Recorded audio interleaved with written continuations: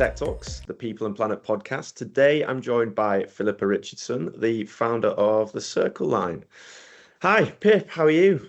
Hi Lee, yes, I'm good, thank you. How are you? Yeah, I'm well, thank you. Thank you for joining us.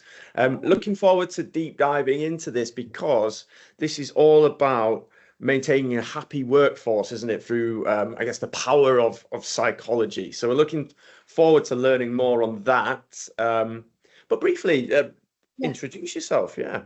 My name's Pip. I'm the founder of the Circle Line.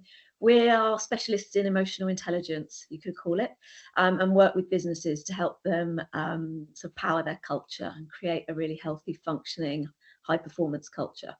I'm a practicing psychotherapist now. I was a former city lawyer and a head of marketing, so I had sort of 20 years corporate experience, but now I'm practicing psychotherapist and run the business. Love it. Okay, interesting. And I'm sure we'll talk more on your backstory later in the show. But I guess before we do that, talk to us a little bit more about the problem here and how you guys go about it. Yeah, I mean, it's both a problem and an opportunity in that we're working with people. So fundamentally, we see that a lack of emotional intelligence in business and an undervaluing of it. It's a hugely important ability.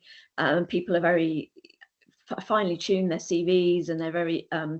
We have ways of now looking at IQ and technical skills and measuring these and proving these, but EQ is still a kind of opaque mass and undervalued in terms of recruitment and training, I still think. So what is EQ then? Give us a high level overview of emotional intelligence. Emotional intelligence, I think it's a multifaceted thing, but the simplest definition I can give you is the ability to regulate your own emotions and influence those of others. Uh-huh. And there's Interesting. many facets in what's involved and why that gets interrupted. So it's about what goes on inside us, and it's about what goes on between us. Yeah, and look, it's super important. I mean, obviously, I've worked in recruitment all my career, and in that, when you're dealing with people all the time, it's a strong thing to have. And I remember when I was in other roles, hiring for my team, we'd always be looking for those traits of emotional intelligence. Can you just give us a little bit of an overview of perhaps what those traits might be? I think it's a little dangerous to put people in categories because everyone's different, but Right. it's about self-awareness, fundamentally understanding who you are, how you best function, how you best perform, Got it. that you can focus and concentrate, and how you can best hone those abilities if you struggle with those things. And then how you are with people. What are your patterns? What's your stress response? How do you interact when there's conflict? How do you deal Right. with conflict? Can you have a difficult conversation? So I sort of divide it into the two camps: what goes on in your own process, and how you best work, and understanding that, and then what goes on when you're with people. So no one's the same. We're all different, but it's understanding what our patterns are now and how we can improve them to get the most from us. Interesting. Okay, and you touched on this before. Go back into your background. What's led you to found the Circle Line? Yeah, so most recently, I suppose that the trigger point was I was going through my own pretty grueling divorce, and I started therapy as part of that process, and started reading about psychology, or rereading, because my original degree was actually psychology, so that interest was ignited. And I picked up a book, a bright yellow book called "I'm Okay, You're Okay," just off the shelf, and it was about something called transactional analysis, which was all about transactions, how we interact with each other, how it impacts our well-being, and how those transactions actually create our life. They're the building blocks of our life and our career.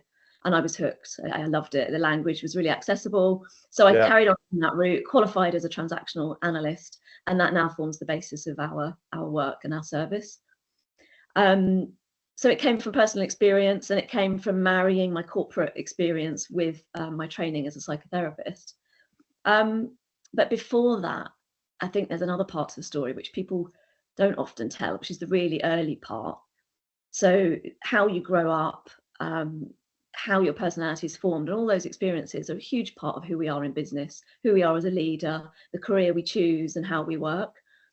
So really early on, I my first years, I grew up in a really stress-filled household, I think it's fair to say. Yeah.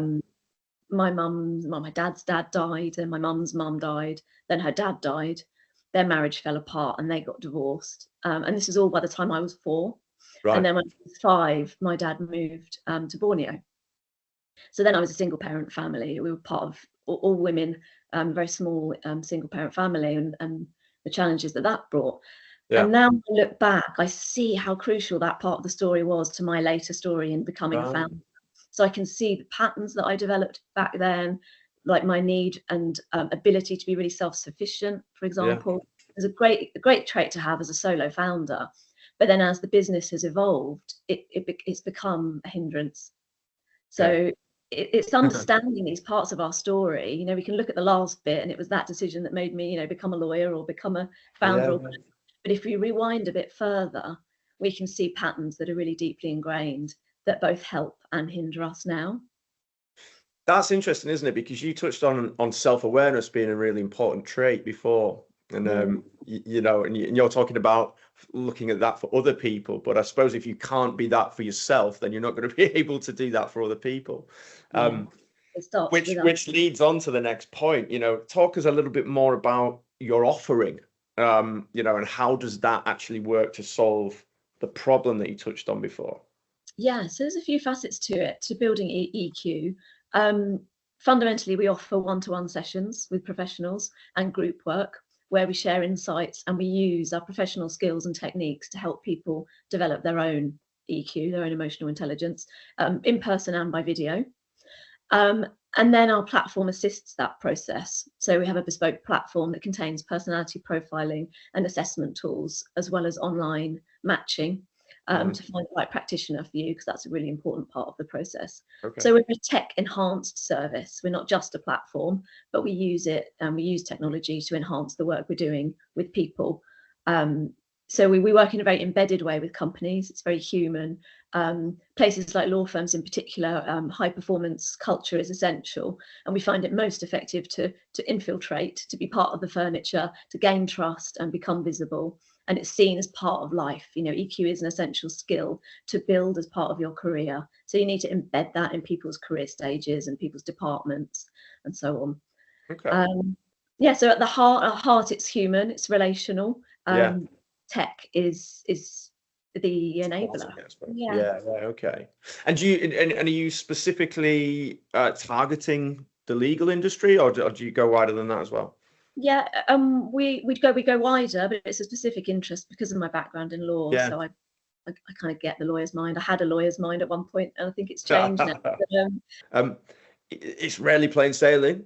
All startups have got challenges. We've got a large founder network that tune into this show, so it'd be great to understand how you've navigated your own particular challenges throughout that time. Yeah, there's been loads. I mean, fundamentally, my own mindset was a challenge, as I've talked about. So I won't go into more about that. But tackling our own psychology is crucial as a small business to get to the next stage. And then I would say the sales process has been a real journey. It's a real science and art combined, and I never fully understood it.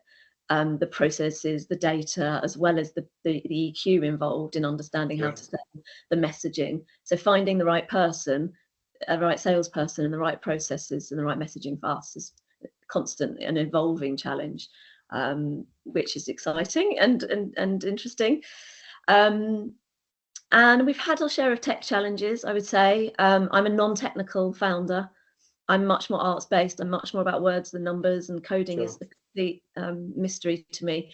So I'm very reliant on advice. You know, I built a bespoke platform at the outset, which in hindsight was probably an expensive way to do things, and we could have, you know, had plugins and building blocks from off-the-shelf products, at least to begin with, to get us out of the blocks. And then as we learned about what our product needed to be, it could have perhaps become more bespoke, or maybe it didn't need to be. But yeah, I've been very reliant on other people. You take a leap of faith and you take the advice that you're offered from whatever CTO or whatever technical advisor you've got in your ear at that point.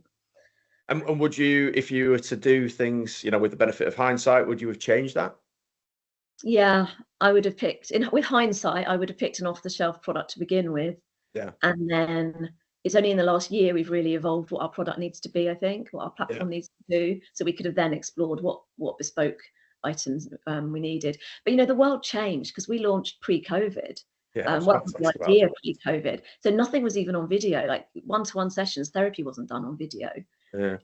Zoom wasn't a part of our life back then. It seems kind of weird to remember that now. So the idea of bringing this world online and making a bespoke platform was quite original, but it quickly became extremely unoriginal, and we had to become more than that once COVID came in. That's interesting. Yeah. So what comes next for the Circle Line then? Tell us a little bit more about what our listeners can expect from you guys. Yeah.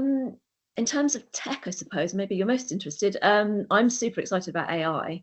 I know a little about it, but I think it holds loads of potential. Where would AI fit into your business then? Well, I think in terms of the administration of it, helping us run more smoothly and be more efficient, and use our human resource better, our Yeah. energy better. And in terms of the platform itself, I would never want to replace the relational human element, but I think that AI can do a lot to help our content be more interactive, more searchable, generating examples and user-generated content at scale. We had an idea a year or two ago to use user-generated content that would have involved us humans generating it, and then LLMs came along, and that whole world changed about a year later. And we were thanking our lucky stars that we hadn't developed it that we'd waited, basically, because AI is going to be able to do that much more quickly. And I think that's it, isn't it? Whenever there's a service that is human to human, the AI can really help you by taking away some of that operational or administrative legwork that stops you from doing that human to human thing, which is completely fundamental to the business, isn't it?